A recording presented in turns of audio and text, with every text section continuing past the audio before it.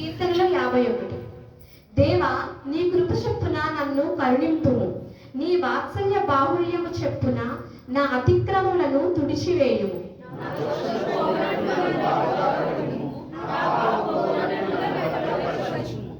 నా అతిక్రమములు నాకు తెలిసేయున్నవి, నా పాపం ఎల్లప్పుడూ నా ఎదుటనున్నది.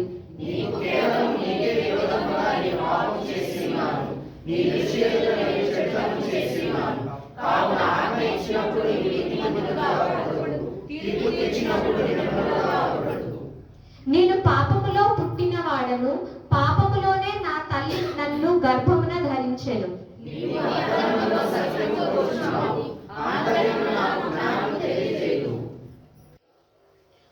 నేను పవిత్రుడగునట్లు హిస్సోపుతో నా పాపము పరిహరింపుము.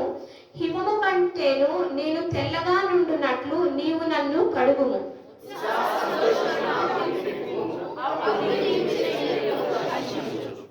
నా పాపములకు విముఖుడము కమ్ము, నా దోషములన్నిటినీ తుడిచివేయుము.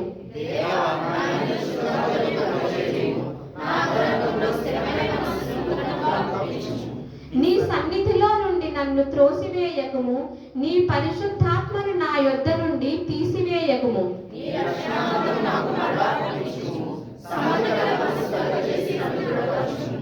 అప్పుడు అతిక్రమం చేయువారికి నీ త్రోవలను బోధించెదను, పాపులను నీ తట్టు తిరుగుదురు.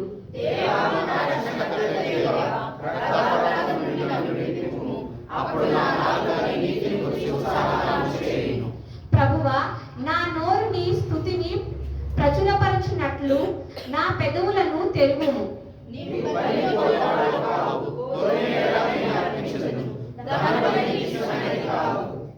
విరిగిన మనసే దేవునికి ఇష్టమైన బలులు. దేవా, విరిగినలిగిన హృదయము నీవు అలక్ష్యము చేయవు.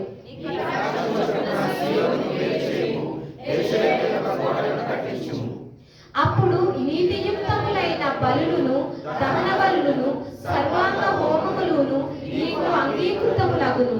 అప్పుడు జనులు నీ బలిపీఠములు కోడెలను అర్పించెదరు.